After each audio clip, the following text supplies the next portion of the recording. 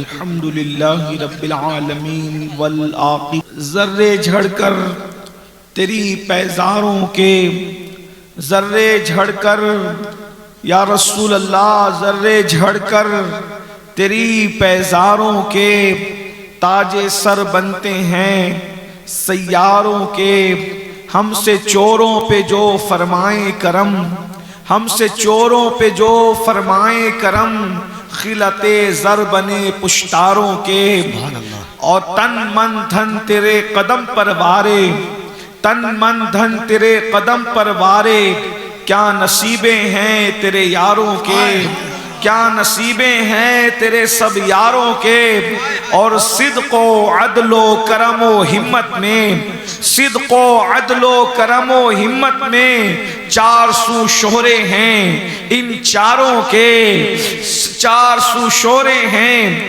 ان چاروں کے اور بحر تسلیم علی میدان میں بحر تسلیم علی میدان میں سر جھکے رہتے ہیں تلواروں کے سر جھکے رہتے ہیں تلواروں کے تو کیسے آقاؤں کا بندہ ہوں رضا کیسے آقاؤں کا بندہ ہوں رضا بول بالے میری سرکاروں کے آج کی یہ خوبصورت حسین و جمیل محفل خانقاہ بخاریہ میں عرس بخاری کے موقع پر انعقاد پذیر ہے اللہ تبارک و تعالی اس محفل کو قبول فرمائے آپ کے آنے کو اور حضرت پیر سید سیف الحسن بخاری مدظل العالی کے بلانے کو ان علماء کرام کی سرپرستی کو اللہ تعالیٰ قبول فرمائے مجھ سے پیشتر آپ نے حضرت علامہ صادق رضوی صاحب سے ان کا خطاب سنا ان سے پہلے بھی کسی کو سنا مجھے خیال نہیں اور بھائی مداح رسول شمیم فیضی صاحب کو بھی آپ نے سنا حضرت مولانا حافظ کفیل انبر صاحب کی نقابت بھی آپ سن رہے ہیں اور میرے بعد بھی حضرت علامہ امتیاز برکاتی صاحب کا انشاءاللہ خطاب سننا ہے اور عالمی شہرت یافتہ ثناخوان رسول جناب قاری محمد سلمان رضا اشرفی صاحب بھی انشاءاللہ تعالی جو ہے وہ آپ کو سرکار علیہ السلام کی مدحت سے آپ کی روح کو بالیدگی عطا فرمائیں گے ان سارے بڑے بڑے لوگوں کے درمیان اوپر بھی بڑے نیچے بھی بڑے اب ان سب کے درمیان میری حیثیت بالکل ایسے ہی ہے جیسے کوئی سنار جو کوئی سونے کی زنجیر بناتا ہے چین بناتا ہے تو دو سونے کی کڑیوں کو جوڑنے کے لیے باریک سا پیتل کا تار جو ہے وہ باندھنے کے لیے استعمال کرتا ہے تو میری حیثیت بالکل ایسے ہی ہے اوپر بھی بڑے لوگ نیچے بھی بڑے لوگ میں تھوڑی دیر مجھے جتنی دیر میں حکم ہے جس عنوان کے حوالے سے پیر صاحب قبلہ جن سے ہمیں بڑی محبت الفت ہے بھائیوں کی طرح ہمیں چاہتے ہیں اور یہ تیسری مرتبہ میری حاضری ہے پچھلے سال کسی عذر کی وجہ سے میں حاضر نہیں ہو سکا تھا آج حاضر ہوں اللہ تبارک و تعالیٰ کی بارگاہ میں دعا کرتا ہوں کہ یہ خانقاہ بخاریہ اپنے اسلاف کے نقش قدم پر چلتے ہوئے اسی طرح فیوز و برکات تقسیم کرتے رہے اسلاف کے نقش قدم پر ہمیں بھی رکھے انہیں بھی رکھے اور ان کی آنے والی نسلوں کو بھی رکھے ابھی سے ماشاءاللہ سید سیف الحسن صاحب کے صاحبزادے بچے کو دیکھ کر کے ہمیں بڑی توقعات وابستہ ہیں اللہ نظر بد سے بچائے اور جو عنوان انہوں نے مجھے دیا ہے اللہ پاک اس کے متعلق مجھے حق کہنے آپ سب کو حق سن کر اس پر عمل کرنے اور اسے عام کرنے کی توفیق رفیق عطا فرمائے آپ اچھی طرح جانتے ہیں کہ دنیا کا یہ دستور ہے دنیا کا یہ انداز ہے کہ جس کے مال میں جس کی دکان میں جو آئٹم نہیں ہوتا جو چیز نہیں ہوتی وہ اس کا مخالف ہوتا ہے مثال کے طور پر آپ اگر کہیں پر ریشم مانگنے کے لیے جائیں جسے سلک بھی کہتے ہیں انگریزی زبان میں سلک کہتے ہیں تو اگر آپ ریشم مانگے ریشم طلب کریں تو دکاندار کہتا ہے آج کل تو اوریجنل ریشم آتا ہی نہیں ہے اس لیے جو ہے اوریجنل ریشم کی ضرورت کیا ہے آپ لیں گے تو بھی دھوکہ کھا جائیں گے کیونکہ ریشم تو ختم ہو چکا ہے حالانکہ سچائی یہ ہے ریشم ختم نہیں ہوا ابھی بھی ریشم ملتا ہے، لیکن ہر دکان کی اوقات نہیں ہے کہ وہ ریشم کو اپنی دکان میں رکھے. تو جب اوقات اور حیثیت نہیں ہے، اس لیے دکاندار ریشم کی مخالفت کر کے آپ کو جو ہے وہ کوئی نقلی چیز پہنانا چاہتا ہے. آج کل تو اس کا دور ہے اور اس کا دور ہے، اب ریشم اصلی ختم ہو گیا ہے. یہ بات آپ سمجھتے ہوں گے اچھی طریقے سے. اور بھی چیزوں پر قیاس کر لیں. اس کا مطلب یہ ہے کہ جس کی دکان میں جو آئٹم نہیں ہے وہ اس کی طاقت سے ورا ہے، وراء الورا ہے، تو وہ اس کی مخالفت کرتا ہے کہ یہ چیز نہیں ہے یا اس کے اندر یہ عیب بھی بیان کر دیتا ہے. اگر گاہک بدھو ہے، ہوشیار ہے، تو کہے گا کہ ابھی اوریجنل نہیں ملتا، اور بدھو ہے تو کہے گا ارے وہ ریشم کی کیا حیثیت ہے، اس سے قیمتی تو یہ ہے اور یہ ہے اور یہ ہے. اتنی بات اگر آپ کے سمجھ میں آ گئی، یعنی اب میری بہنوں کی بھی میں توجہ چاہتا ہوں، کیونکہ بہنوں کا بھی اس امت کی ترقی میں نصف کردار ہے. اگر مرد ایمان بچانے کا ذریعہ ہے تو عورتیں بھی ایمان بچانے کا ذریعہ ہے. بلکہ میں تو یہ کہتا ہوں عورتوں کو زیادہ الرٹ ہونا چاہیے، کیونکہ یہ ہے اگر مرد نے پڑھا، فرد نے پڑھا، عورت نے پڑھا، پورے معاشرے نے پڑھا، مرد دیندار بنتا ہے تو گھرانہ دیندار ہوتا ہے، عورت دیندار بنتی ہے تو نسلیں دیندار ہوتی ہیں. اچھی طرح یاد رکھنا، اللہ اکبر. ماں اگر برتن جھاڑو کرتے ہوئے قرآن پڑھتی ہے، باپ اگر کام کرتے ہوئے قرآن پڑھتا ہے تو بچہ پیدا ہونے کے بعد قرآن والا بنتا ہے. اور ماں اگر برتن جھاڑو کرتے ہوئے قرآن پڑھتی ہے تو بچہ ماں کے پیٹ سے حافظ قرآن پیدا ہوتا ہے. اس لیے ماں کا کردار زیادہ قیمتی ہے. اگر اتنی بات آپ کے سمجھ میں آ گئی ہے کہ جو دکان میں جو آئٹم نہیں ہوتا لوگ اس سے اس لیے نفرت اور حسد کرتے ہیں کہ وہ اس کی اوقات سے باہر ہے، اس کی اوقات سے وراء الورا ہے. اگر یہ فلسفہ سمجھ میں آ گیا، آج اللہ اکبر دنیا میں تقریباً 73 فرقے ہو گئے ہیں، لیکن 73 فرقوں میں 72 فرقوں کے لوگ جو ہے عالم کی مخالفت نہیں کرتے. عالم سب کے یہاں موجود ہے، مفتی کی مخالفت نہیں کرتے، مفتی سب کے یہاں موجود ہے. خطیب کی مخالفت نہیں کرتے، خطیب سب کے یہاں موجود ہے. ادیب کی مخالفت نہیں کرتے، ارشد القادری جیسا ادیب اور جگہ بھی موجود ہے. اس لیے یاد رکھنا، مناظر کی مخالفت نہیں کرتے، مناظر اور جگہ بھی موجود ہے. یاد رکھنا، لیکن مخالفت ہوتی ہے تو صرف اور صرف اللہ کے ولی کی مخالفت ہوتی ہے. کیونکہ 72 فرقوں میں کسی کے پاس بھی کسی کی دکان میں ولی موجود نہیں ہے. ولی اگر ہے تو وہ صرف اور صرف اہل سنت و جماعت میں موجود ہے. نعرہ تکبیر، نعرہ رسالت. واہ واہ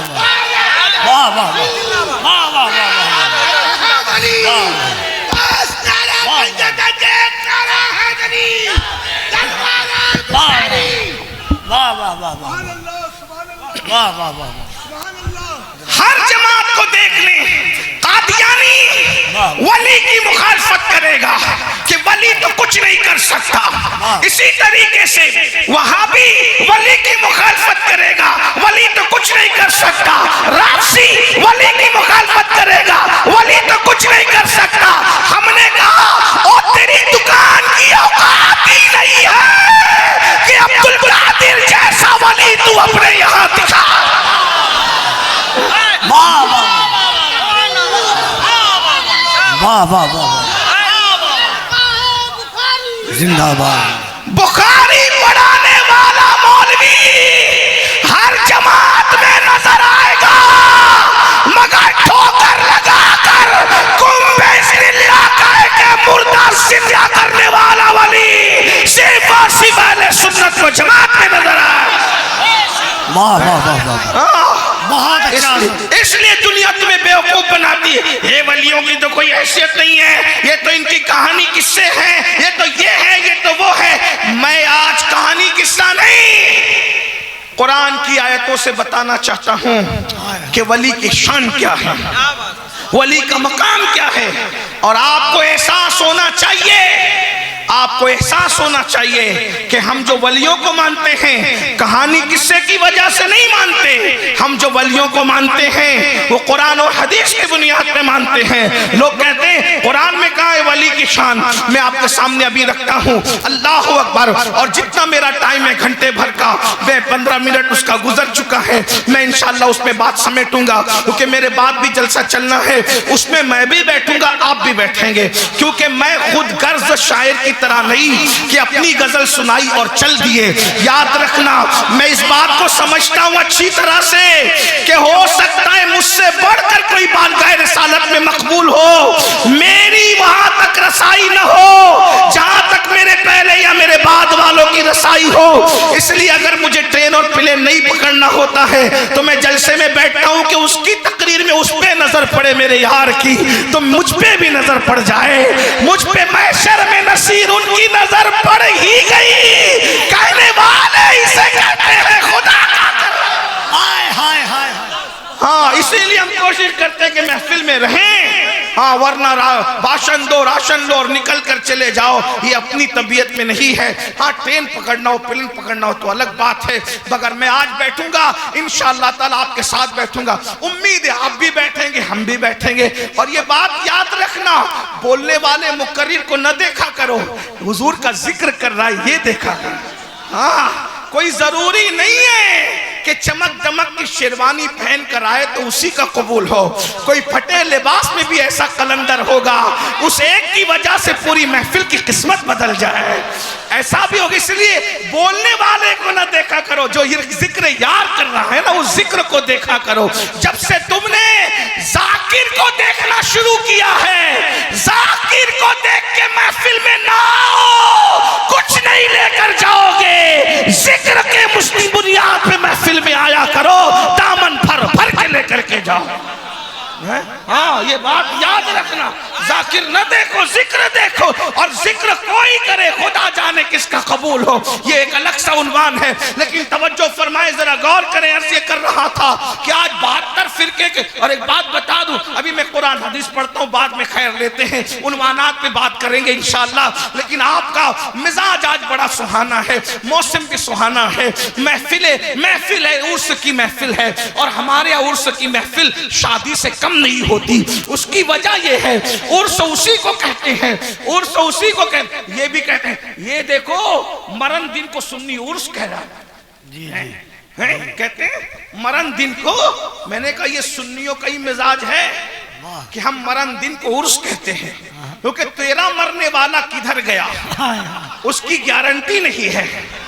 جو ہمارا گیا ہے وہ یار سے ملنے گیا ہے.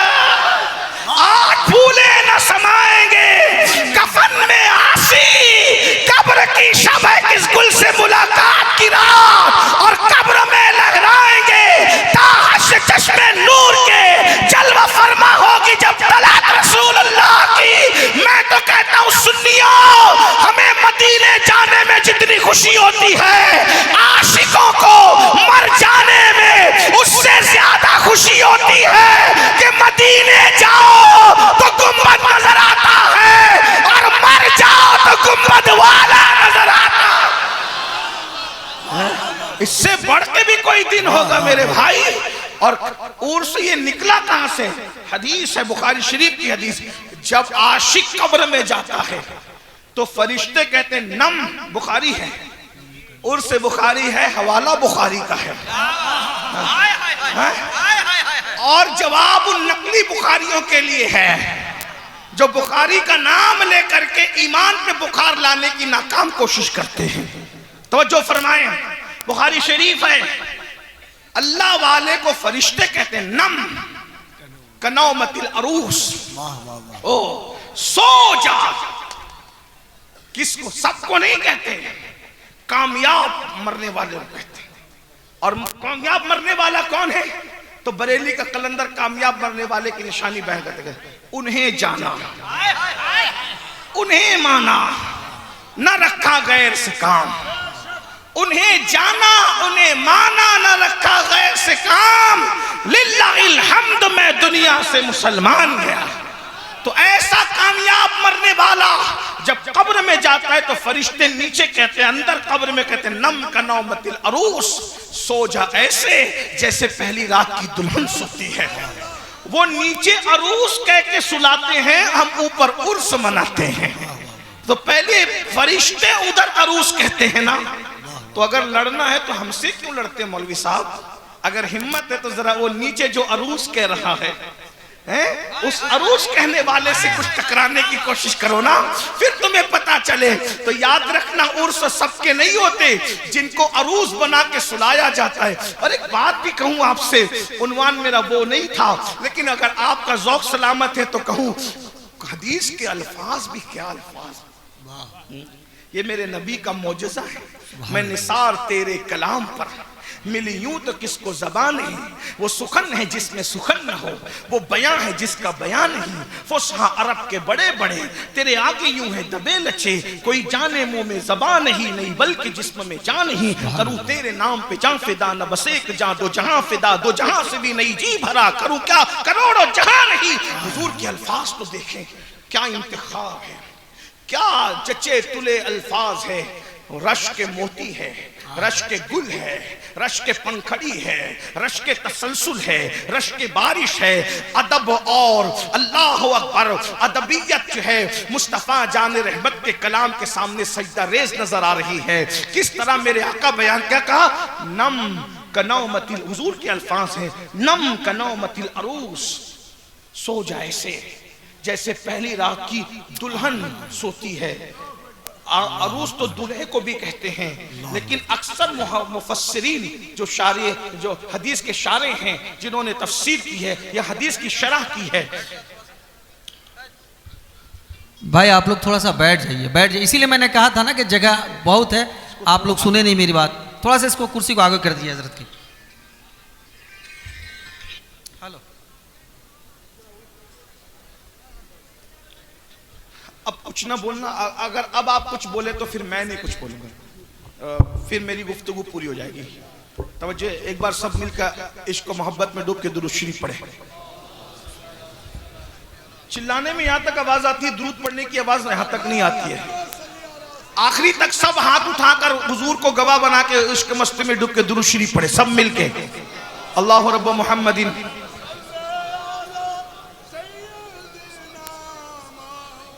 اچھا ایک کام کریں، بنگالی لہجے میں درود پڑھیں، چلیں سر۔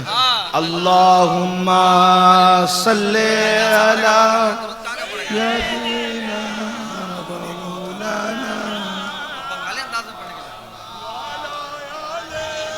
سیدنا۔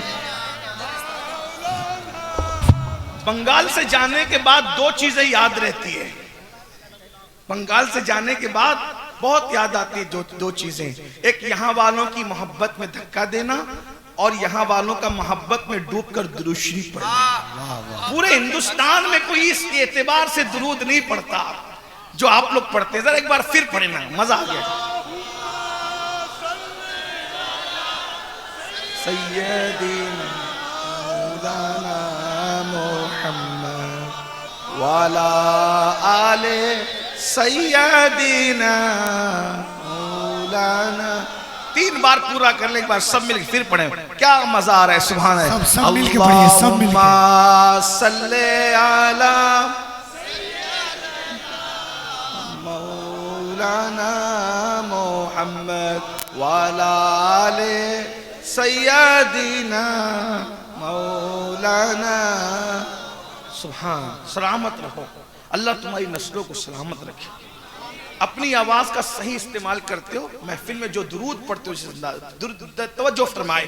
کیا عرض کر رہا تھا، حضور علیہ السلام فرماتے ہیں نم کنومت العروس، سو جا ایسے جیسے پہلی رات کی دلہن سوتی ہے۔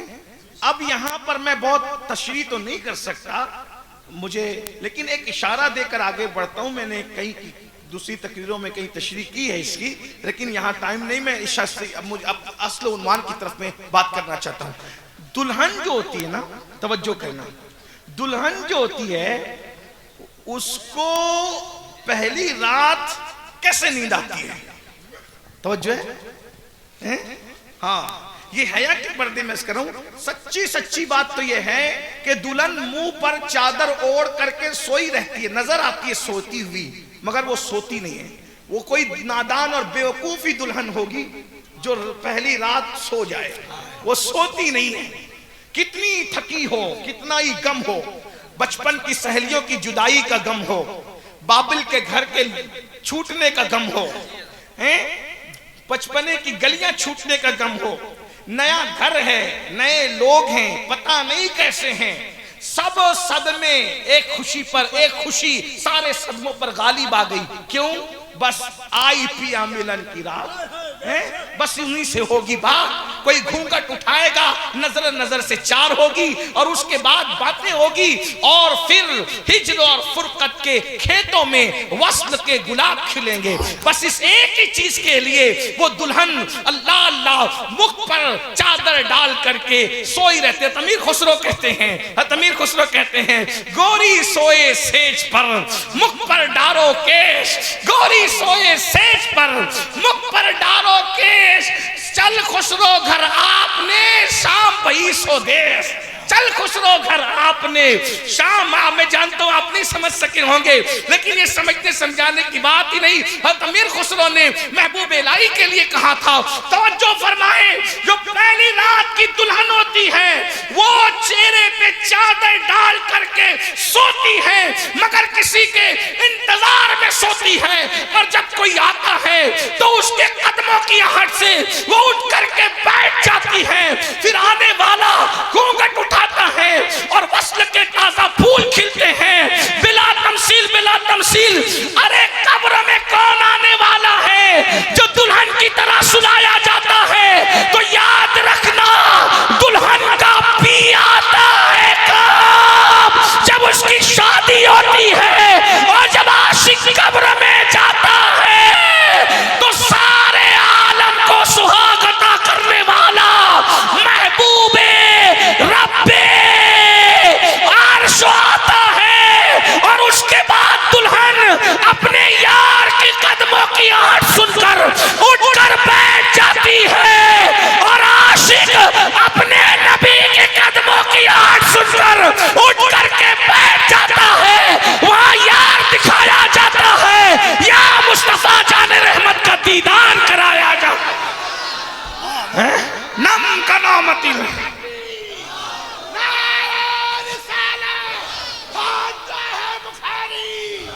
اور توجہ کریں, توجہ فرمائیں, اللہ اللہ. اور حضور کا دیدار میں اتنا مزہ آتا ہے کہ دنیا میں صدیوں بیت جاتی ہے, وہ دیدار کی لذت پر جب آنکھ بند کرتا ہے, توجہ, آنکھ بند کر, اس کو پتا بھی نہیں چلتا کہ کتنے سال قبر میں, یہ سال تو تمہارے اوپر گزرتے ہیں, اندر پتا نہیں چلتا. ادھر آنکھیں بند کرتا یار کو دیکھتے دیکھتے, جب قیامت آئیں گی تو فرشتے کہیں گے اٹھو چلو. جس کو دیکھ کے آنکھیں بند کی تھی نا, اب آنکھ کھول کے میدان محشر میں اسی کا دیدار کر لو. یہ ہے مومن کی موت, یہ ہے ولی کی موت. حضرت پیر نصیر الدین نصیر نے بہت خوبصورت لب و لہجے میں کہا تھا, قبر کی نیند سے اٹھنا کوئی آسان نہ تھا, قبر کی نیند سے اٹھنا کوئی آسان نہ تھا. ہم تو محشر میں انہیں دیکھنے آئے ہوئے ہیں, ہم تو محشر میں. تو یاد رکھنا, یہ ولیوں کی مخالفت کیوں ہو رہی ہے؟ یہ ان کی قبر تو مٹی کا ڈھیر ہے, یہ تو ناک پہ بیٹھی ہوئی مکھی نہیں اٹھا سکتے. آج کل یہ یوٹیوب پر فیس بک پر بیٹھ کر کے 1857 کے بعد کے نابالغ محققین بک بک کرتے ہیں. کہا قرآن کی آیت پڑھ, محقق صاحب قرآن کی آیت پڑھیں کہ یہ ولی لوگ تو ناک پہ مکھی جو بیٹھتی ہے اس کو نہیں ہٹا سکتے. کون کہہ رہا ہے؟ بولے اللہ صاحب کہہ رہے ہیں کہ یہ ولی ناک پہ بیٹھی ہوئی مکھی نہیں ہٹا سکتا. میں ایک بات کہوں, آپ مجھے یہ ثابت کر کے بتا دیں کہ آخر نزول قرآن کے وقت تو کون سا ولی تھا؟ مکے والے جس کے مزار پہ جا رہے تھے اور قرآن اس کے خلاف باتیں کر رہا تھا. ذرا ہمیں بھی تو بتائیں, ہماری معلومات میں بھی تو اضافہ ہو. 1857 کے بعد کے 200-300 سال کا ذخیرہ لے کر کے پھدکنے والوں, ہمارے پاس 1450 سالہ ذخیرہ موجود ہے. جتنے مالدار علم کے اعتبار سے ہم ہیں, اتنا مالدار علم کے اعتبار سے کوئی نہیں ہے. وجہ یہ ہے کہ باب مدینۃ العلم سے نسبتوں کے تار ہمارے جڑتے ہیں اور کسی کے نہیں جڑتے. وہ رافضی کالے کپڑے والوں کی اوقات کیا ہے کہ وہ مولا علی سے اپنے تار جوڑ کر کے رکھے. ان کے تار تو کبھی کے ٹوٹ چکے ہیں. وہ تو علی کے نام پہ سیاست کر رہے ہیں. علی کے نام پہ جو عبادت کرتا ہے اسے سنی کہتے ہیں. یاد رکھنا, اچھی طرح سے یاد رکھنا, ہمارے پاس جو ذخیرہ ہے وہ ان کے پاس بھی نہیں ہے, کیونکہ مولا علی کے 300 سال کے بعد تو وہ پیدا ہوئے. مولا علی کے دور میں جو لوگ موجود تھے نا وہ ہم لوگ تھے. آپ کو ثبوت بتاؤں, امام اعظم کے ابا, اللہ اکبر, جن کے سر پر مولا علی ہاتھ رکھ کر برکت کی دعا کر رہے تھے, وہ ہمارے امام تھے, ہمارے امام تھے. ہاں ہاں, نفیسہ مصری کی محفل میں بیٹھ کر جو امام بن رہا تھا وہ امام شافعی ہمارا امام تھا. امام جعفر صادق کے قدموں میں بیٹھ کر جو فقہ پڑھ رہا تھا وہ ہمارا امام, امام اعظم ابو حنیفہ تھا. آپ کیا سمجھتے ہیں؟ اللہ اکبر, اللہ اکبر, آپ کیا سمجھتے ہیں؟ امام زید کے ہاتھ میں جو مرید ہو رہا تھا وہ ہمارا امام, امام اعظم ابو حنیفہ تھا. اللہ اللہ. تو عرض یہ کر رہا ہوں, کیا کہتے ہیں, ناک پہ مکھی بھی ولی مکھی نہیں ہٹا سکتا. میں نے کہا ملا جی, لوگ انسانوں پہ تہمت باندھتے ہیں تو ان کو کوڑے لگائے جاتے ہیں. ملا جی آپ کو کیا کریں, آپ اللہ پہ تہمت لگاتے ہو. یہ آیتیں بتوں کی مذمت میں ہے, ولیوں کے لیے نہیں ہے. اور رہی بات ناک میں مکھی بیٹھنے کی, تو میں نے کہا قبر میں جانے کے بعد تو شرابی کی ناک پہ بھی مکھی نہیں بیٹھتی, ولی کی ناک پہ مکھی کیسے بیٹھ سکتی ہے؟ بھائی بتاؤ, قبر میں جانے کے بعد ناک میں مکھی بیٹھتی کسی شرابی کی, کسی بے نمازی کی, اور یہ کہتے ہیں ناک میں. میں نے کہا اللہ کے بندے وہ بتوں کے لیے ہے, ولیوں کے لیے نہیں ہے. تو پھر بولے ولیوں کے لیے کیا ہے؟ میں نے کہا اب سن ولیوں کے لیے کیا ہے. اب شروع کر رہا ہوں. قرآن کہتا ہے الاخلاء یومئذ بعضهم لبعض عدو الا المتقین. اللہ فرماتا ہے قیامت کے دن تمہارے سارے دوست تمہارے دشمن بن جائیں گے. علماء موجود ہیں, ان کی دعائیں لینا چاہتا ہوں, ان کی معلومات میں کوئی اضافہ نہیں کروں گا, لیکن دعا لینا چاہتا ہوں. اگر غلط کہوں تو اصلاح کر دیں گے, صحیح کہہ رہا ہوں تو دعا دیں گے. اللہ کیا فرماتا ہے, الاخلاء, اخلاء جمع ہے خلیل کی. خلیل کہتے ہیں پکے اور گہرے دوست کو. اللہ کیا کہہ رہا ہے, جتنے تمہارے خلیل ہیں, خلیل پکے دوست ہیں, وہ سب تمہارے دشمن بن جائیں گے. کوئی ابا ڈبا کام نہیں آنے والا, ان کے سوا رضا کوئی حامی نہیں. جہاں گزرا کرے پسر پہ پدر کو خبر نہ ہو. نہ ہاتھ چومنے والے کھڑے ہوں گے پاس میں, یہ سب چائے پلانے والے, پارٹیاں کرانے والے, نذرانے دینے والے, ادھر لے کے گھومنے والے, ادھر لے کے گھومنے والے. قرآن کہتا ہے الاخلاء یومئذ بعضهم لبعض عدو, یہ سب کے سب تمہارے دشمن بن جائیں گے. اللہ کون کام آئے گا محشر میں, کون کام آئے گا؟ تو اللہ فرماتا ہے الا المتقین. کون لوگ کام آئیں گے؟ متقی لوگ کام آئیں گے. اب پتا چلا محشر میں کوئی کام نہیں آئے گا, لیکن ملا جی یہ کہہ کے چپ کیوں ہو جاتی ہے آپ کے کوئی کام نہیں آئے گا؟ ادھوری آیت کیوں پڑھتے ہو یہودیوں کی طرح؟ پوری پڑھو نا. الا المتقین, متقی کام آئیں گے. اب ہم اللہ ہی سے پوچھتے ہیں, اللہ یہ بتائیے متقی کون ہے؟ تو قرآن میں اللہ خود کہتا ہے ان اولیاءہ الا المتقون, میرے ولی ہی تو متقی لوگ ہیں. پتا چلا جب کوئی کام نہیں آئے گا تو محشر میں اللہ کا ولی کام آئے گا. جو ولی قیامت کے دن خدا کے عذاب سے بچا سکتا ہو, وہ ولی دنیا کی مصیبتوں سے کیوں نہیں بچا؟ بے شک. واہ واہ واہ واہ واہ واہ واہ واہ واہ. ابھی میں نے فرید الدین عطار کی کتاب نہیں پڑھی. یا رسول اللہ, بھائی نعرہ لگاؤ تو ایسے مردوں کی طرح نہ لگانا, نعرے کی توہین نہ کرنا. نعرہ لگے تو یہاں سے وہاں تک ایسے جواب دو جیسے علی کے غلام جواب دیتے ہیں.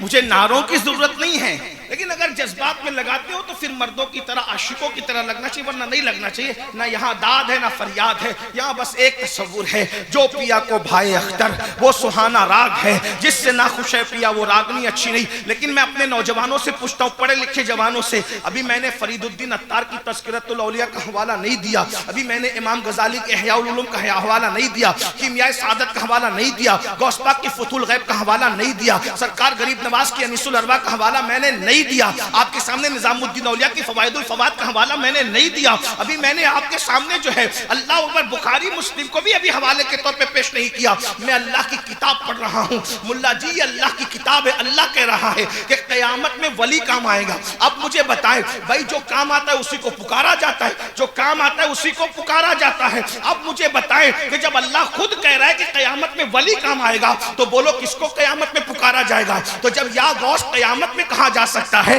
تو یا غوث دنیا میں کیوں نہیں کہا جا سکتا؟ بولو بھائی پکارا جائے گا کہ نہیں پکارا جائے گا؟ متقی کام آئے گا. ارے جب متقی کام آئے گا تو میرے غوث متقی نہیں ہے، غوث اعظم امام متقا والنقا، وہ متقیوں کے امام ہے. اللہ اکبر، میرے غریب نواز تو متقیوں کے امام ہے. اللہ اللہ، تو یہ سب قیامت میں کام آئیں گے. کون کہہ رہا ہے؟ اللہ پاک قرآن میں فرما رہا ہے. یہ ولی کی شان سمجھ میں آئی. اب دوسرے نمبر پر آئیے، ولی کا مقام کیا ہے، ولی کی شان کیا ہے. ایک بات عرض کروں اور اپنی گفتگو کو اینڈ کی طرف لے جاؤں. ٹائم زیادہ ہو گیا، دوسروں کی حق تلفی کرنا نہیں ہے، میرا وقت پورا ہوا. 20 منٹ میرے پاس بچے ہیں، جلدی جلدی اپنے عنوان پہ پڑھ کر کے رخصت ہونا چاہتا ہوں. توجہ فرمائے، غور فرمائے. اب قرآن ولی کی شان کیا بیان کر رہا ہے؟ آپ نے سنا ہوگا، بار بار سنا ہوگا، میں صرف عنوان کے تحت بیان کر رہا ہوں. میں نے شاید اس کو یہاں کبھی بیان نہیں کیا. اصل میں ہوا یہ تھا، حضرت سیدنا سلیمان علیہ السلام کو اطلاع ملی، حضرت سلیمان علیہ السلام کو اطلاع ملی. توجہ کرنا، غور سے سننا. آپ نے بار بار سنا ہوگا، مجھ سے بہت بڑے لوگوں سے سنا ہوگا،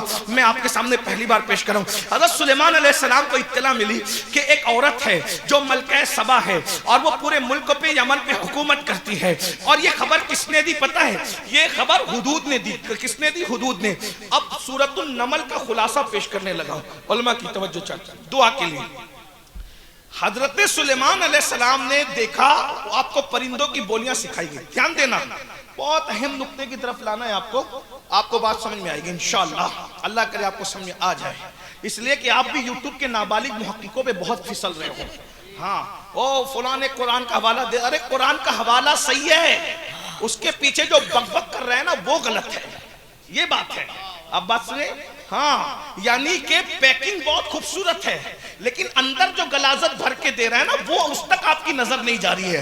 علماء کا تڑپنا اس لیے ہے، علماء کا بلکنا اس لیے ہے، ورنہ تمہارا گمراہ ہونا علماء کو نقصان نہیں پہنچا سکتا. ہر بندہ اپنے اعمال کا جواب دہ ہے، مگر علماء کی ذمہ داری ہے کہ تمہاری رہنمائی کریں. یاد رکھنا پیکنگ خوبصورت ہے اندر. اب مجھے بتائیے یہ پیکنگ بہت خوبصورت ہے، اس میں چیز بھی یقیناً اچھی ہی ہوگی، مجھے یقین ہے کیونکہ اچھے لوگوں نے دیا ہے. مگر ایسی ہی پیکنگ میں کوئی جو ہے وہ جانور کے چھچڑے بھر کر کے دے دے تو بتائیے کیا بندہ اندر اس کو پہچان پائے گا؟ جب تک کھلے گا نہیں. اب مجھے بتائیں گھر جا کے کھول کے صدمہ کون کرے؟ میرے بھائی پیکنگ پر مت پھسلو. ارے یہ گفٹ تو گھر جا کے کھل جائے گا لیکن یہ جو پیکنگ میں تمہیں دے رہے ہیں وہ تو قیامت سے پہلے کھل ہی نہیں سکتا. تو گھر جا کے کوئی پچھتائے گا تو بھی اس کو وقت رہے گا، تم تو قیامت میں پچھتاؤ گے، تمہارے پاس وقت کہاں رہے گا. اس لیے اپنے بزرگوں کے نقش قدم پہ رہو، اپنے بزرگوں کے مسلک پہ رہو. یہ سب نئے نئے جو دکانیں کھلی ہیں کوئی دم نہیں ہے، باتیں بڑی بڑی ہے. میرے بھائیوں جن کو اردو اور عربی صحیح بولنا نہیں آتی ان لوگوں کے مسئلوں پہ پھسل رہے ہو تم. اللہ اکبر، وہ فلاں صاحب نے اور وہ ڈاکٹر صاحب نے یہ کہہ دیا، وہ انجینئر صاحب نے وہ کہہ دیا، وہ وکیل صاحب نے وہ کہہ دیا. یہ انجینئر ڈاکٹر وکیل ہمیں دین سکھائیں گے؟ ان کی اتنی اوقات ہو گئی جو اردو بولنا نہیں جانتے. ابھی ان کو اتنا بھی خبر نہیں ہے کہ اردو کس طرح بولی جاتی ہے. وہ بھی مسلک کے بانی بنیں گے، وہ بھی مکتبہ فکر کے بانی بنیں گے. ارے ذرا دیکھ تو لیا ہوتا میرے بھائی. یاد رکھیے ہوش کے ناخن لو اور کون سے رستے پہ چلو. لحد میں عشق رخے شہ کا داغ لے کے چلے، اندھیری رات سنی تھی چراغ لے کے چلے. تیرے غلاموں کا نقش قدم ہے رائے خدا، وہ کیا بہک سکے جو یہ سراغ لے کے چلے. جنا بنے گی محبان چار یار کی کب جو اپنے سینوں میں یہ چار باغ لے کے چلے. بہرحال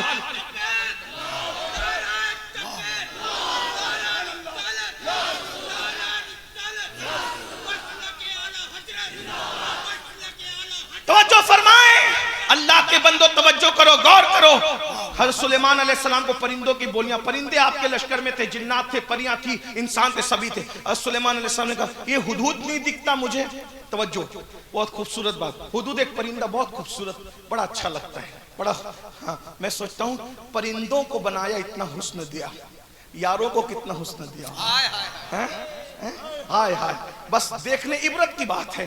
तो बहुत खूबसूरत, उसके सर पे एक कलगी भी होती है, ताज जैसे सजी होती है, बहुत अच्छा. जब वो बहुत नजाकत के साथ अपनी गर्दन को मटकाता है तो ऐसा लगता है जैसे हजारों लाला रुखों वाली परी जो है वो अंदाजे दिलरुबाना के साथ दाएं और बाएं मुड़ रही है. बहुत खूबसूरत है वो परिंदा. तो आपने कहा ये हुदहुद नहीं दिखता मुझे, इजाजत के बगैर कहां गायब है? फरमाया मैं इसको ज़बा कर दूंगा. आएगा ज़बा से ये एक ही सूरत में बच सकता है कि कोई अच्छी बड़ी खबर लाए. हुदूद आया. अब गौर करना, बहुत पॉइंट की बात, कुरान की सूरत तो नमल का खुलासा इस मजमून पर. हुदूद आया. अब मैं कहा था तो उसने कहा सरकार मैं एक बहुत बड़ी खबर लेकर आया. कहा क्या? कहा एक औरत है पूरे मुल्क पे हुकूमत करती है. अब हुदहुद के अल्फाज सुने जो बतौर खुलासा पढ़ रहा हूं, तवज्जो करना खास. उसने कहा मुझे दुख है इस बात पर. तवज्जो तवज्जो. सूरह नमल किसी भी आलिम का तर्जुमा उठा के तफसीर उठा के देखना, मजमून यही मिलेगा.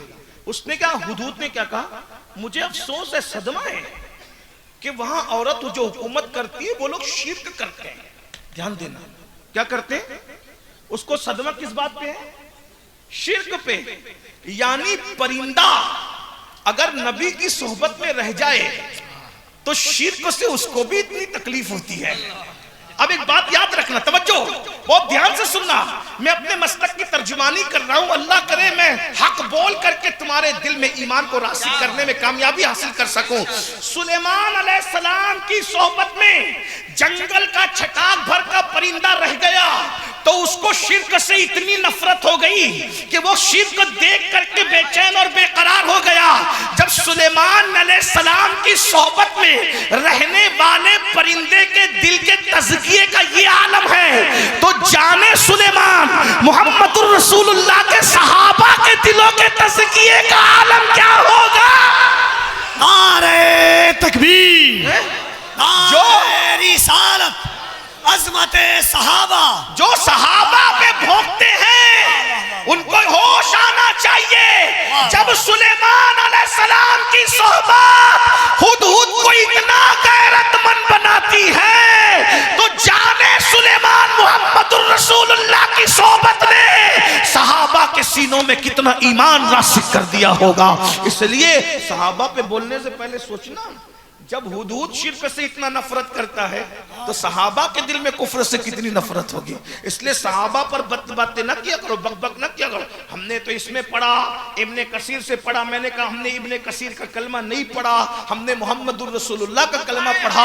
हम इब्ने कसीर की बुनियाद पे दीन नहीं मानते, हम मुहम्मदुर रसूलुल्लाह की बुनियाद पर इब्ने कसीर की उन तहरीरों को मानते हैं जो दीन से यगानत रखती है. ये बात अच्छी तरह याद रखना. तो बात किताबों के हवाले देने से पहले आपको अपने बुजुर्गों के नक्शे कदम को ढूंढना चाहिए. बहरहाल तो अर्ज क्या कर रहा था, हुदहुद ने जब ये कहा, सुलेमान अलैहिस्सलाम ने उसको खत लिखा. किसको? वो जो खातून मुल्क यमन पे हुकूमत करती थी, वो खातून भी अजीब थी, उसका नाम बिल्कीस था. वो उसकी माँ या बाप दोनों में से कोई एक जिन्नात में से था. तो उसका पूरे इंसानों जैसा वजूद था और पैर उसके जो है वो बकरियों की तरह थे, जानवरों की तरह. बहरहाल वो छुपा के रखती थी, नीचे लटका के रखती थी ताकि किसी को पता ना चले. बहुत ज़हीन औरत थी वो, बहुत ज़हीन खातून थी वो. आपने खत लिखा, कहा तुम लोग जो है वो फर्मा बरदार होकर के आ जाओ वरना हम तुम पे चढ़ाई करेंगे. तो उस औरत ने कहा कि अगर वो नबी होगा, तवज्जो, नबी होगा, नबी होने का दावा कर रहे हैं ना, نبی ہوگا تو وہ ایمان ہی قبول کرے گا، تحفہ قبول نہیں کرے گا، اور نیرا بادشاہ ہوگا تو تحفہ لے کر کے ہمارے ساتھ صلح کر لے گا۔ اس نے پہلے تحفے بھیجے، سلیمان علیہ السلام نے کہا تحفہ نہیں چاہیے، ایمان چاہیے۔ اب بلقیس آنے کے لیے تیار ہوئی، بس اب اتنا واقعہ میں نے بس آپ کے سامنے جوڑنے کے لیے، دماغ جوڑنے کے لیے، ذہن جوڑنے کے لیے رکھا۔ اب بلقیس آ رہی ہے، 7 کمروں میں اس کا ایک بہت بڑا تخت تھا جس کو ہدہد نے عرش عظیم کہا ہے، عرش عظیم کہہ کر قرآن نے پھر اس کو جو ہے وہ حکایتاً نقل فرمایا ہے۔ پھر کیا ہوا، ادھر وہ عورت چلی، بلقیس خاتون چلی ملنے کے لیے سلیمان علیہ السلام سے۔ ہدہد نے یہی بتایا کہ اس کا تخت بہت بڑا ہے، 7 کمروں کے اندر وہ قید ہے، اس نے تالے لگا کے رکھے۔ سلیمان علیہ السلام نے اپنی قوم سے کہا، اپنی فوج سے کہا کہ بھائی یہ بلقیس کا تخت اس کے آنے سے پہلے مجھے چاہیے، کون لا کر کے دے گا؟ بس بات اب پوری ہونے والی ہے، توجہ فرمائے۔ ولی کی شان قرآن بیان کر، میں خلاصہ پڑھ رہا ہوں، ابھی میں نے سچی حکایات کا ہاتھ کو ہاتھ نہیں لگایا۔ جو ہم کو تانا دیتے ہیں نا کہ یہ لوگ کہانی قصہ کرتے ہیں، اصل میں ہم واقعات اس لیے بیان کرتے ہیں تاکہ قوم کو فہم آئے، ورنہ ہم بھی منہ میں زبان رکھتے ہیں۔ ایسا نہیں کہ قرآن و حدیث کے علوم اہل سنت کے پاس نہیں ہے، جتنا اہل سنت کے پاس ہے اتنا کسی کے پاس نہیں ہے، تو اس کا مفہوم سن لے۔ وہ تخت بلقیس سلیمان علیہ السلام کہتے ہیں کون لائے گا؟ تو افریت کے ایک اٹھا، افریت جناتوں میں سے تھا، افریت جناتوں میں سے اٹھا اور اٹھ کر کے کہتے ہیں سرکار میں لاؤں گا۔ کتنے وقت میں لائے گا؟ اس نے کہا آپ کی محفل ختم ہونے سے پہلے پہلے لاؤں گا۔ سلیمان علیہ السلام نے کہا بہت دیر ہو جائے گی، اتنی دیر نہیں چاہیے۔ محفل شروع ہوتی تھی طلوع آفتاب کے وقت، ختم ہوتی تھی زوال کے وقت، سمجھ میں آیا؟ یعنی آدھے دن تک آپ کی محفل چلتی تھی۔ تو اس جنات نے کہا ملک شام سے، سلیمان علیہ السلام کا دربار کہاں لگا؟ ملک شام میں۔ تخت کہاں ہے؟ یمن میں۔ اب سمجھ میں آئی بات؟ ملک شام سے یمن جانا ہے، تخت لانا ہے، وہ بھی 7 کمروں کے اندر تالے کے اندر قید کیا ہوا ہے، وہ بھی شاہی تالے ہیں۔ یاد رکھنا یہ بیر بھوم کے تالے نہیں، شاہی تالے ہیں۔ اللہ اکبر۔ افریت اٹھ کر کے کہتا ہے میں آدھے دن سے پہلے لا کر پیش کر دوں گا۔ سلیمان علیہ السلام کہتے بہت دیر ہو جائے گی، تو وہ بیٹھ گیا۔ اس کے بعد سلیمان علیہ السلام کے وزیر حضرت آصف بن برقیہ اٹھے، اٹھنے کے بعد کہا مالک میں لاؤں گا۔ آپ نے فرمایا تم کب لاؤ گے آصف؟ تو انہوں نے کہا آپ کی پلک جھپکنے سے پہلے میں تخت سلیمان لا کر، میں تخت بلقیس لا کر پیش کر دوں گا۔ پتا چلا کیا؟ آپ کی پلک جھپکنے سے پہلے 1 مہینہ جانے کو لگتا ہے، 1 مہینہ آنے کو لگتا ہے۔ تخت اتنا بڑا ہے، لائے گا کون؟ اللہ کا ولی لائے گا۔ لوگ کہتے ہیں یہ کہانی کس سے؟ دیکھو یہ قرآن ہے، قرآن قرآن کہہ رہا ہے۔ بولو آصف نے پوچھا محلہ کون سا ہے، گلی کون سی ہے، پتا کیا ہے، کس علاقے میں محل ہے، کہاں سے لاؤں گا؟ نہیں، اللہ اکبر۔ کہا آپ کی پلک جھپکنے سے پہلے پہلے تخت بلقیس لاؤں گا، اور اس نے پلک جھپکنے سے پہلے پہلے تخت بلقیس لا دیا۔ سلیمان علیہ السلام نے کہا ھذا من فضل ربی، یہ میرے رب کا فضل ہے کیا کہ اللہ نے میری امت میں ایک جیسا ولی پیدا کیا۔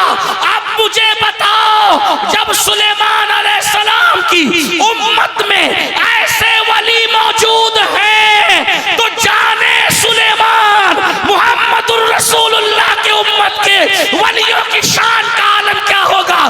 پھر بھی سن لو وہ آصف وزیر تھے، آل سلیمان نہیں تھے، اولاد سلیمان نہیں تھے۔ میرا گوشت تو آل اور اولاد بھی ہے، امت کے ولیوں کا سردار بھی ہے۔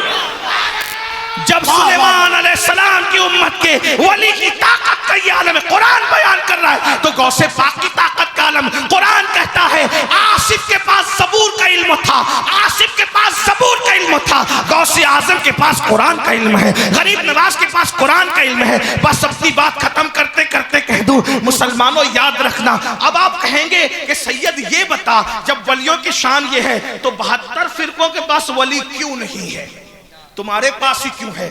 تو میں آپ کو ایک دم آسان زبان میں سمجھا دوں، اب دلیل سے بات نہیں کر سکتا، اب آپ جو سمجھ سکتے ہیں عقلی بات، ٹیکنک کی بات کر دوں، ٹیکنالوجی کے جو ہے وہ ٹیکنیکل پوائنٹ کے حوالے سے آپ کو سمجھا دوں، آپ کو بات سمجھ میں آئے گی۔ آپ کیونکہ ٹیکنک کی زبان زیادہ سمجھتے ہیں، آپ کو بتاؤں یہ 72 جتنے بھی فرقے ہیں، توجہ، یہ 72 جتنے بھی فرقے، پہلی بات تو یہ سب نئے نویلے ہیں، اہل سنت قدیم ہے، ایک بات، ایمان یہاں ہے، وہاں گستاخیاں ہیں، بے ادبیاں ہیں، اور سب سے بڑی بات یہ ہے کہ ولی جو بناتا ہے، بس بات ختم ہو رہی ہے، ولی جو بناتا ہے اس کو علی ابن ابو طالب کہتے ہیں۔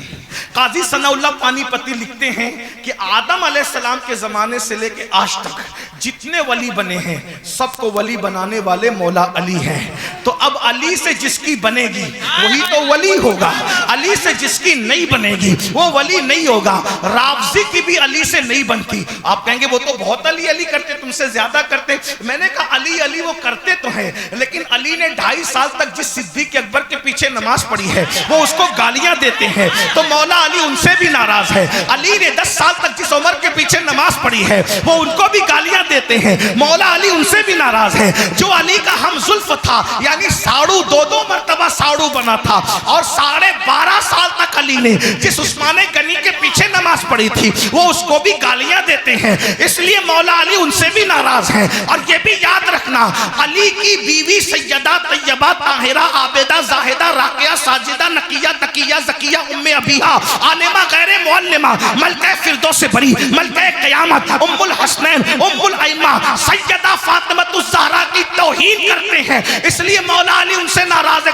کیا توہین کرتے ہیں؟ میں نے کہا وہ کہتے ہیں کہ وہ بار بار گھر سے نکلی اور فدق مانگنے گئی، بار بار نکلی فدق مانگنے گئی، بار بار نکلی۔ میں نے کہا یہ بار بار نکلی کہہ کر کے فدق مانگنے گئی کہہ کے توہین کرتے ہیں۔ وہ کہا تم لوگ کیا کہتے ہو؟ میں نے کہا ہم یہ کہتے ہیں کہ جس کا آنچل نہ دیکھا مو مہر نے، جس کا آنچل نہ دیکھا مو مہر نے، اس نے دائے نزاہت پہ لاکھوں سلام۔ بس میں تم پر چھوڑتا ہوں، جو بار بار نکلے گی اس کا کیا ہوگا، اور جس کا آنچل چاند و سورج نہ دیکھے اس کی کیفیت کیا ہوگی، یہ آپ پہ چھوڑ کے جاتا ہوں۔ تو علی ان سے ناراض جو رافضی ہے۔ ایک بات اور کہہ دوں، اگر میرے بیٹے ہیں تو سب سے پیار کرو تو مجھے تم پیارے ہو، سب سے پیار کرو تو تم پیارے ہو، ایک کو مانو ایک کو نہ مانو، ایک کے ساتھ سیاست کرو تو بتاؤ، پھر مجھے غصہ نہیں آئے گا۔ تو مولا علی کے 2 بیٹے، ایک نہیں ہے، وہ ایک ہی کو مانتے ہیں اور دوسرے سے ناراض ہیں، اس لیے مولا علی ان سے ناراض ہیں۔ لیکن یاد رکھنا ادھر رافضیوں کا حال تو کھل گیا۔ اگر آپ بات کرتے تو میں کتابوں سے بات کرتا، لیکن اس کا وقت نہیں، کبھی یاد دلانا تو کتابوں سے بھی بات ہوگی۔ لیکن اب سنو، جہاں تک خارجیوں کا معاملہ ہے، ناسبیوں کا معاملہ ہے، وہ تو ذکر علی سے چڑھتے ہیں، نعرہ حیدری لگا دو تو چپکے سے کھسک جاتے ہیں۔ اس لیے مولا مشکل کشا سے نہ ناسبیوں کی بنتی ہے، نہ خارجیوں کی بنتی ہے، نہ رافضیوں کی بنتی ہے۔ سن لے، مولا علی کی اگر کسی سے بنتی ہے یا مولا علی سے کسی کی بنتی ہے تو وہ ایک ہی مسلک ہے جس کا نام اہل سنت و جماعت ہے، اہل سنت و جماعت ہے۔ ہمارے یہاں تو کہا یہ جاتا ہے سلامی جس کے در کا ہر ولی ہے، سلامی جس کے در کا ہر ولی ہے، سلامی جس کے در کا ہر ولی ہے، علی ہے، علی ہے، علی ہے۔ نعرہ تکبیر، بلند آواز سے نعرہ تکبیر، نعرہ رسالت، فیضان خانقاہ بخاریہ، حضور سیف ملت، حضور سیف ملت، حضور صاحب سجادہ حضرت علامہ سید سیف الحسین بخاری صاحب قبلہ، شہزادہ حضور سید محمد۔ اب آپ کے بات سمجھ میں آئی۔ اب آپ کو پتا چلنا چاہیے کہ مولا علی وہ ہیں جس نے آصف بن برخیہ کو ولی بنایا، مولا علی وہ ہیں جس نے اصحاب کہف کو ولی بنایا، مولا علی وہ ہیں جس نے اللہ اکبر امت کے جتنے وہ اولیاء گزرے ہیں ان کو ولی بنایا۔ اب سنیو، تمہیں سمجھ میں نہیں آئے گا، جب ولی بننے والوں کے خطبے قرآن پڑھتا ہے تو ولی بنانے والے کی شان کا عالم کیا ہوگا۔ اسی لیے ہمارے یہاں پر مولا علی کا ذکر عبادت ہے، اور لوگ کہتے ہیں یہ علی کا ذکر کیوں کرتے ہو؟ ہم نے کہا ملا جی ہم آپ کی سنیں کہ اپنی امی کی سنیں؟ ہم ماں کے فرما بردار ہیں بھائی، ہیں؟ ہاں، یہ کہتے ہیں کہ کیوں کرتے ہو یا رسول اللہ، کہنا شرک کا۔ 100 سال سے یہی کہتے تھے یا رسول اللہ، کہنا شرک، ہم نے بند کیا۔ آج کہتے ہیں یا علی کہنے سے راضی ہوتے، کل کہہ رہے تھے یا رسول اللہ کہنے سے مشرک ہوتے ہیں، اور اب کہتے ہیں یا علی کہنے سے راضی ہوتے. میں نے کہا تیرے شرک کو اور تیری شرک کی تعریف کو ہم نہیں مانتے. ملا اپنے پاس رکھ، 1857 کے بعد کی پیداوار ہے تو، ہم تجھے نہیں مانتے. ہم نے تیرے کہنے سے یا رسول اللہ بند کیا نہیں کیا، کرتے رہے، اور تیرے منع کرنے سے یا علی کہنا بند کریں گے نہیں کریں گے. کیوں؟ اس لیے کہ ذکر علی تو شجروں کو کھنگالتا ہے نا، ذکر علی تو ایمان کو کھنگالتا ہے نا. صحابہ کہتے تھے ملا جی آپ 1857 کے بعد پیدا ہوئے، صحابہ کہتے تھے جب ہمیں اپنے میں اور منافق میں فرق کرنا ہوتا تو ہم علی کا ذکر کرتے تھے. علی کو ذکر سن کے جس کے چہرے کھل جاتے تھے سمجھ جاتے تھے مومن ہے، منہ اتر جاتا تھا سمجھ جاتے تھے منافق ہے. تو ہماری امی جان ام المومنین سیدہ عائشہ صدیقہ کہتی ہے علی کا ذکر عبادت ہے، علی کا ذکر عبادت ہے. تو میرے بھائی جس کا ذکر عبادت ہوگا وہ گمراہی کیسے ہو سکتی ہے؟ عبادت کبھی گمراہی نہیں ہو سکتی. اس لیے میری گزارش ہے اپنے بچوں کو اہل بیت کی محبت پلاؤ، اپنے بچوں کو صحابہ کی محبت پلاؤ، اپنے بچوں کو اولیاء اللہ کی محبت پلاؤ. اپنے بچوں کو بتاؤ کھاتے ہوئے سوتے ہوئے اپنے بچوں کو بتاؤ غوث اعظم کی شان کیا ہے، غریب نواز کی شان کیا ہے، مخدوم سمنہ کی شان کیا ہے، شاہ بخاری کی شان کیا ہے. اسی طریقے سے امام احمد رضا کی شان کیا ہے، محدث اعظم مفتی اعظم کی شان کیا ہے. اپنے بچوں کو اولیاء اللہ سے جوڑو. ہم رہیں نہ رہیں ہمارے بچے ولیوں کے دامن سے وابستہ رہیں، ہمارے بچے ولیوں کے آستانوں سے وابستہ رہیں. میری بات یاد رکھنا، اگر ولیوں سے تمہارے بچے دور ہو گئے تو ایمان بھی نہ رہ پائے گا. آپ دیکھ رہے ہیں آج الہاد اور بے دینی کا جو ہے وہ معاملہ چل پڑا ہے. یہ بے دینی کی وجہ کیا ہے آپ کو پتا ہے؟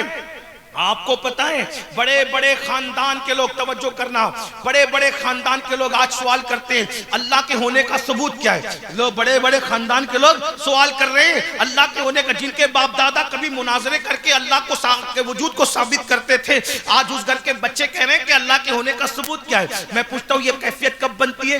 جب تم بچوں کو دین سے جوڑ کے نہ رکھو. آپ کو بتاؤں اللہ کے ہونے کا ثبوت کوئی پوچھ ہی نہیں سکتا. کیوں؟ جب وہ ولی سے وابستہ رہے گا. جب وہ سنے گا اپنی ماں سے اپنے باپ سے کہ سرکار غوث اعظم نے ٹھوکر لگا کر قم باذن اللہ کہہ کے مردے کو زندہ کیا، تو اس کو بچپن ہی میں سمجھ میں آ جائے گا جب عبد القادر کی شان یہ ہے تو قادر کی شان کا عالم کیا ہوگا. جب وہ بچپنے میں سنے گا کہ صابر پاک نے اپنا جنازہ خود پڑھایا تو پھر وہ کہے گا جب صابر کلیت کا یہ عالم ہے تو صابر کو پیدا کرنے والے خدائے قادر و قدیر کی شان کا عالم کیا ہوگا. جب وہ سنے گا کہ مخدوم اشرف نے مورت کو صورت بنا دیا تو اس کو پتا ہوگا جب اشرف ایسا ہے تو اشرف کا خالق کیسا ہوگا. میرے بھائیو یاد رکھو اپنے بچوں کو ولیوں کے قریب کرو، اور قرآن اور حدیث میں ولیوں کا ذکر موجود ہے. اس لیے واٹس ایپ کے ان نابالغ محققین سے متاثر ہونے کی ضرورت نہیں ہے. ایک آخری بات کے طور پہ میں ایک بات آپ کو کہوں، ولیوں کی شان تو لوگوں نے ابھی تک دیکھی اور دیکھ رہے ہیں اور دیکھتے رہیں گے انشاءاللہ.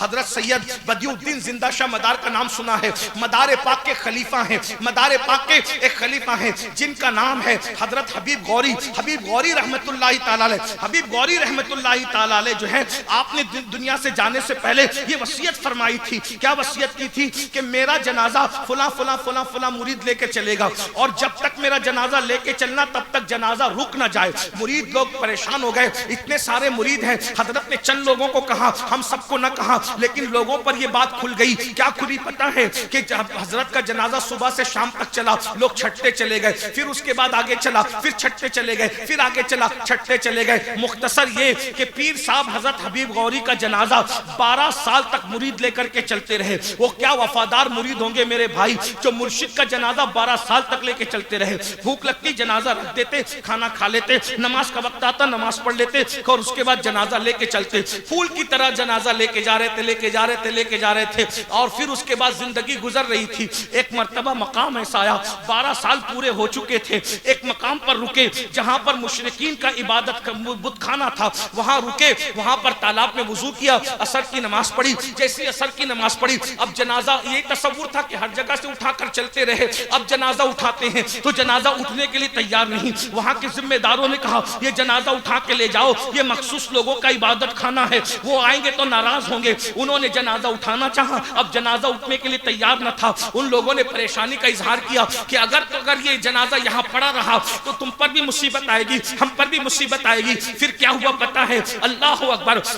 آنے والی رانی جو ہے وہ آئی اور وہ ملکہ نے آنے کے بعد کہا یہ کیا ہجوم ہے؟ تو کہا کہ ایسے ایسے لوگ آئے ہیں، جنازہ رکھے تو تھے لے کر چل تو رہے تھے، اب اٹھا نہیں پا رہے، جنازہ اٹھنے کو تیار نہیں، کہا میرے پہنچنے سے پہلے ہاتھی لے جاؤ۔ ہاتھی لے کر کے گئے اور ہاتھی جو ہے وہ اس کی سونڈ میں جو ہے وہ زنجیر باندھی، بڑی بڑی موٹی زنجیر باندھی اور باندھنے کے بعد جنازے کو باندھا۔ ہاتھیوں نے جیسے زنجیر کے ذریعے سے سونڈ سے جنازہ اٹھانا چاہا، زنجیریں ٹوٹ گئی، جنازہ اٹھنے کو تیار نہ تھا۔ لوگ حیران ہو گئے، 12 سال سے لے کر پھول کی طرح چل رہے ہیں، جنازہ اٹھنے کو تیار نہیں۔ بہرحال وہ رانی آئی، آنے کے بعد کہا یہ جنازے میں کون سو رہا ہے؟ کتنے سال سے؟ کہا 12 سال۔ 12 سال میں بدبو نہیں ہے؟ کہا محسوس کر لو۔ کہاں بدبو ہے؟ کوئی بدبو نہیں تھی، بلکہ بینی بینی خوشبو تھی۔ تو کہا ذرا بتاؤ تو صحیح، جو 12 سال سے جنازے میں سو رہا، جسم میں بدبو نہیں آئی، وہ ہے کیسا؟ جیسے کپڑا ہٹایا گیا، ہٹانے کے بعد دیکھا تو چہرہ گلاب کی طرح کھل رہا تھا۔ کہا 12 سال سے جنازہ چل رہا ہے، نہ کفن میلا ہوا، نہ جسم میلا ہوا، نہ جسم میں تغیر آیا، آخر یہ ہے کون؟ کہا اس کو حبیب کہتے ہیں، حبیب غوری ان کو کہتے ہیں۔ تو اس رانی نے کہا جس قوم کے حبیب کا یہ عالم ہے، اس قوم کے محمد کا عالم کیا ہوگا؟ ارے 12 سال ہونے کے باوجود بھی جنازے کے اندر جسم سلامت ہے۔ جب دیوانے کا یہ عالم ہے تو آقا کا عالم کیا ہوگا؟ جب پروانے کا یہ عالم ہے، شمع کا عالم کیا ہوگا؟ کرن کا یہ عالم ہے، سورج کا عالم کیا ہوگا؟ چاندنی کا یہ عالم ہے، چاند کا عالم کیا ہوگا؟ ذل کا یہ عالم ہے، حقیقت کا عالم کیا ہوگا؟ غلام کا یہ عالم ہے، آقا کا عالم کیا ہوگا؟ کہا سن لو، جس کی غلامی جنازے میں بھی مسکرانے کے لیے انسان کو موقع فراہم کرتی ہے، جس کی غلامی سے کفن بھی محفوظ ہو جاتا ہے، وجود بھی محفوظ ہو جاتا ہے، مجھے بھی اسی محمد الرسول اللہ کا غلام بنا دو۔ کلمہ پڑھ کے اسلام میں داخل ہو گئی۔ حضرت حبیب غوری کا مزار آج بھی کرناٹک کی سرزمین پر موجود ہے، جاؤ جا کر کے زیارت کرو، جس کا جنازہ 12 سال تک چلتا رہا۔ یہ اولیاء اللہ کی شان ہے، زمین کے اوپر رہتے تھے تو بھی دین کی تبلیغ کرتے تھے، جنازے میں رہے تو بھی دین کی تبلیغ کرتے ہوئے نظر آئے، اور آج بھی مزاروں سے دین کی تبلیغ کر رہے ہیں۔ مگر یاد رکھنا، میں ولی انہی کو کہہ رہا ہوں جن کو قرآن ولی کہتا ہے، میں ولی انہی کو کہہ رہا ہوں جن کو حدیث ولی کہتی ہے، میں ولی انہی کو کہہ رہا ہوں جس کو اہل سنت کے اکابر ولی کہتے ہیں، جن کو اللہ نے ولی بنایا ہے۔ یہ ساری فضیلتیں میں نے ان کی بیان کی ہے۔ جن کو جلسوں کے ناظم ولی بنا رہے ہیں، میں نے ان کے بارے میں کوئی فضیلت نہیں ماننا۔ جن کو آپ ولایت دے رہے ہیں، میں نے ان کو کوئی فضیلت نہیں ماننا۔ سب ناظم ایسے نہیں ہوتے، یہ ان میں سے نہیں ہے۔ اللہ اکبر، یاد رکھیے گا میرے بھائیوں، ولایت دینا صرف اللہ کا کام ہے، اللہ کی شان ہے، اور اللہ کے اذن سے یہ ڈپارٹمنٹ اللہ نے، یہ منصب اللہ نے مولا علی کو عطا کیا ہے۔ مولا علی کے اذن سے یہ منصب اللہ نے ہمارے پیر سرکار غوث اعظم کو عطا فرمایا ہے۔ آج تم جن کو ولی مناتے ہو، یاد رکھنا، دستار، تسبیح، مصلی، نماز روزہ دیکھ کر، اچھی تقریر دیکھ کر تم ان کو نیک تو کہہ سکتے ہو، ولی نہیں کہہ سکتے۔ یاد رکھنا، ہر پیر ولی نہیں ہوتا، مگر ہر ولی اکثر جو ہے وہ مشیخت کے منصب پہ فائز ہوتا ہے۔ اس لیے یاد رکھنا، پیر ہونے کے لیے ولی ہونا ضروری نہیں ہے۔ آپ لوگ کیا سمجھتے ہیں میں امین القادری سے مرید ہو گیا، اب میری عقیدت اس وقت تک مکمل نہیں ہوگی جب تک میں ان کو ولی نہ کہوں۔ آپ سے پوچھتا ہوں، رستے کا چلتا پھرتا شرابی، کبابی، جواری، اس کو کہہ دو یہ امین القادری کا رشتہ دار ہے، بات پہنچے گی، مجھے غصہ آئے گا کہ نہیں آئے گا؟ یار کفیل، میں تو تمہیں بہت شریف سمجھتا تھا، تم سے یہ امید نہ تھی، ہر جواری، شرابی، کبابی کو تم میرا رشتہ دار بنا دو گے؟ بولو مجھے غصہ آئے گا کہ نہیں آئے گا؟ یا اس کے برعکس ہو گیا، میں نے کہا یہ کفیل کا رشتہ دار ہے، وہاں کفیل کا رشتہ دار ہے، تو کہیں گے یار سید میں تو تجھ سے بڑا پیار کرتا تھا، تو ایسا نکلا کہ تو نے کسی جواری، کبابی، شرابی جو میرا رشتہ دار تھی، تو نے اس کو رشتہ دار بنا دیا۔ مجھے بتاؤ، جو میرا رشتہ دار نہ ہو میری طرف منسوب کرو، مجھے غصہ آئے گا کہ نہیں آئے گا؟ اب اللہ نے جن کو ولی نہیں بنایا، اپنا دوست نہیں بنایا، تم زبردستی اس کو ولی کہہ رہے ہو، تو بتائیے اللہ تم سے ناراض ہوگا کہ نہیں ہوگا؟ ولایت دینا پبلک کا کام نہیں ہے، ولایت دینا جلسوں کے مقرروں کا کام نہیں ہے، ولایت دینا نعت خوانوں کا کام نہیں ہے، ولایت دینا ناظموں کا کام نہیں ہے، ولایت دینا تمہارا کام نہیں ہے۔ اور ولایت اتنی آسان چیز نہیں ہے کہ صرف تسبیح پڑھنے سے مل جائے، نماز پڑھنے سے مل جائے، تہجد پڑھنے سے مل جائے، اچھی تقریر کرنے سے مل جائے۔ ولایت ہے، خدا کی دوستی ہے، اس کے کرم کی بات ہے۔ اگر چاہتے ہیں تو کتے کو پانی پلانے بھی ولایت عطا کر دیتے ہیں، اور اگر نہیں چاہتے ہیں تو ہزاروں سال کی حق اور چلے کے بعد بھی اللہ اکبر مردود کر کے، رجیم کر کے باہر نکال دیتے ہیں۔ اس لیے کسی کو ولایت خود سے ولی مت ڈکلیئر کرو۔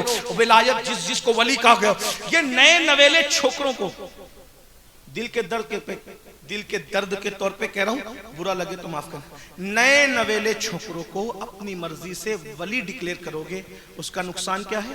نقصان یہ ہے، مثال کے طور پہ آپ نے مجھے ولی کہا، ایک بات ہے نا, مجھے کہا میں اپنے اوپر کی بات کر لوں تاکہ کوئی ناراض نہ ہو, کفیل ناراض نہ ہو, شمیم بھائی ناراض نہ ہو, اس لیے ہاں توجہ فرمائیں. بات کہوں نا, آپ نے مجھے ولی کا سمجھ لیجیے, ایک مثال سمجھ لیجیے, آپ نے مجھے ولی کا ولی کہنے کے بعد ایک دن میں فجر میں سوتا رہ گیا. توجہ کرو, ایک دن میں فجر میں انسان ہوں, ولی نہیں ہوں, تو میری زندگی ولیوں کی طرح نہیں ہوگی, میں ایک عام انسان ہوں.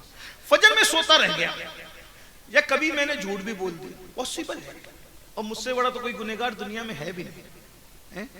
ہم تو یہ سوچتے ہیں جلسے میں اس نیت سے آتے ہیں کہ چلو کچھ چیخ پکار کر کے اللہ رسول کا ذکر کریں گے, اسی کے صدقے میں اپنی معافی ہو جائے. جہاں 40 مومن جمع ہوتے اس میں ایک اللہ کا ولی ہوتا ہے, بھئی کوئی اللہ والا ہوگا, نظر پڑ جائے گی تو اپنا بیڑا پار ہوگا. یہ جو 40 میں ایک اللہ کا ولی جو ہوتا ہے نا, اسٹیج پہ ہو یہ ضروری نہیں ہے, کوئی نیچے ہی بیٹھا ہوگا. بعض مرتبہ اسٹیج پر میک اپ کر کے آنے والوں سے زیادہ وہ پھٹے پرانے والا کوئی پیارا ہوتا ہے نا, جس کو تم دھکے دے کے باہر کرتے ہو. یہ میں غصے میں نہیں کہہ رہا ہوں, حدیث پاک ہے.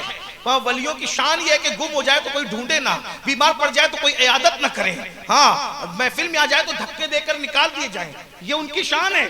اور شان یہ ہے قسم اٹھا لیں تو اللہ ان کی قسم کو پورا کرے. حدیث ہے, بخاری شریف کی حدیث ہے, سیاہ ستہ میں روایت ہے. تو سنو میں کیا کہہ رہا تھا. آپ نے مجھے ولی کا, جبکہ میں ولی نہیں ہوں, ٹھیک ہے, تو آپ نے دیکھا کہ فجر نہیں پڑی, جھوٹ بول دیا, کچھ اور کر دیا, یار وعدہ خلافی کر دی, کچھ بھی کر دیا, تو نئے چھوکروں کو ولی جو ولی نہیں ہے کہنے کا نقصان کیا؟ دو چیزیں ہوگی. یا تو آپ جو واقعی ولی ہیں ان کے بارے میں یہ تصور بنے گا کہ جیسے یہ فجر نہیں پڑتا نا ویسے وہ لوگ بھی نہیں پڑھتے, ماننے والوں نے ایسی کر دیا, بس بنا دیا, جیسے یہ جھوٹ بولتا ہے نا, وعدہ خلافی کرتے ہیں نا, ویسے وہ بھی کرتے ہیں, جیسے یہ نذرانے کے لیے لڑ رہا ہے نا مجھ سے, ویسے وہ بھی لڑتے ہوں گے. ایک قوم نے بنا دیا ان کو, یہی ہوگا. تو نقصان کس کا ہوا؟ اچھے لوگوں کی غلط شبیہ تمہارے بچوں کے دل میں بیٹھی, اور اس ایک کے غلط کیریکٹر لیس ہونے کی وجہ سے وہ اللہ والے نظر میں مشکوک ہو گئے. یہ پہلا نقصان. دوسرا نقصان, یہ سب کرنے کے بعد بھی وہ جیسے تھے لوگ مجھے ویسے ہی سمجھیں گے, یہ بھی غلط ہے. میری طرح سمجھا تو بھی غلط, ان کی طرح مجھے سمجھا تو بھی غلط. اس لیے آپ کسی کو ولی مت بولیے. آپ اپنے علماء اکابر, اور وہ بھی علماء کون؟ انما یخشی اللہ من عبادہ العلماء کی جو منزل پہ فائز ہے وہ لوگ جو ان کو ولی بولے نا, آپ ولی بولیے, نیک بولیے, متقی بولیے, پرہیزگار. آپ ولایت مت بانٹیے, ورنہ آج گانجا پینے والے کو ولی کہہ رہے ہو, ننگے دھڑنگے گھومنے والے کو ولی کہہ رہے ہو, 10 انگلیوں میں انگوٹھیاں پہننے والوں کو ولی کہہ رہے ہو, جو رمضان شریف کے روزوں کے درمیان حقہ پیے, سگریٹ پیے, بیڑی پیے, ان کو ولی کہہ رہے ہو. تو نقصان تو اس میں اپنا ہے نا کہ دوسرے مسلک کے لوگ جو ولیوں کے اوپر انگلیاں اٹھاتے تو کہتے دیکھو یہ ایسے تھے ولی, ایسے ہوتے ہیں ولی. خدا کے لیے اپنے اللہ والوں پہ ظلم مت کیجئے. یہ ساری شانیں ان کی ہیں جن کے لیے قرآن کہتا ہے لا خوف علیہم ولا هم یحزنون, اور ان کی نشانی قرآن بیان کرتا ہے الذین آمنوا وکانوا یتقون. اس لیے ولی بولنے سے پہلے 50 بار سوچئے. ایک بات ہے, جب میں اپنی مرضی سے ہندوستان میں کسی کو وزیر اعظم نہیں بول سکتا, وکیل نہیں بول سکتا, ڈاکٹر نہیں بول سکتا, جب تک وہ ڈگری نہ ہو. بولو بول سکتا ہوں, اگر بولوں گا تو لوگ کہیں گے پاگل ہو گیا تو, بغیر ڈگری کے ولی, بغیر ڈگری کے ڈاکٹر بول رہا ہے, وزیر بول رہا ہے, انجینئر بول رہا ہے. نہیں بول سکتا. جب میں انجینئر, ڈاکٹر, وکیل, وزیر اعظم بغیر صلاحیت کے نہیں بول سکتا, تو جب میں ہندوستان کی حکومت کے ماحول میں دخل نہیں دے سکتا تو اللہ کی حکومت میں مجھے دخل دینے کا کیا حق ہے؟ اس لیے سنبھل کر کے رہیے, نیک بولیے, متقی بولیے. ولی بولنے سے پہلے سوچئے. غوث پاک فرماتے ہیں ولی وہ ہوتا ہے جو اللہ کی 2 صفات کا مظہر ہوتا ہے, رسول اللہ کی 2 صفات کا مظہر ہوتا ہے, صدیق اکبر کی 2 صفات کا مظہر ہوتا ہے, فاروق اعظم کی 2 صفات کا مظہر ہوتا ہے, عثمان غنی کی 2 صفات کا مظہر ہوتا ہے, مولا علی کی 2 صفات کا مظہر ہوتا ہے. 12 صفاتوں کا جب وہ مظہر بن جاتا جاتا ہے تب اللہ اس کو مقام ولایت عطا فرماتا ہے. اللہ تعالیٰ مجھے آپ سب کو برکتیں دے. دوران گفتگو کوئی غلطی ہو تو اللہ تعالیٰ معاف فرمائے. اللہ ولیوں کے دامن سے یہاں بھی وابستہ رکھے, وہاں بھی وابستہ رکھے, ولیوں کی محبت میں جلائے, ولیوں کی محبت میں مارے, ولیوں کی محبت میں اٹھائے, انہی کے ساتھ حشر نشر فرمائے. الہی بحق بنی فاطمہ کہ بر قول ایما کنم خاتمہ, اگر دعوت امرت کنی ور قبول, منو دست دامان آل رسول. استغفر اللہ وما علینا الا البلاغ. السلام علیکم ورحمۃ اللہ وبرکاتہ.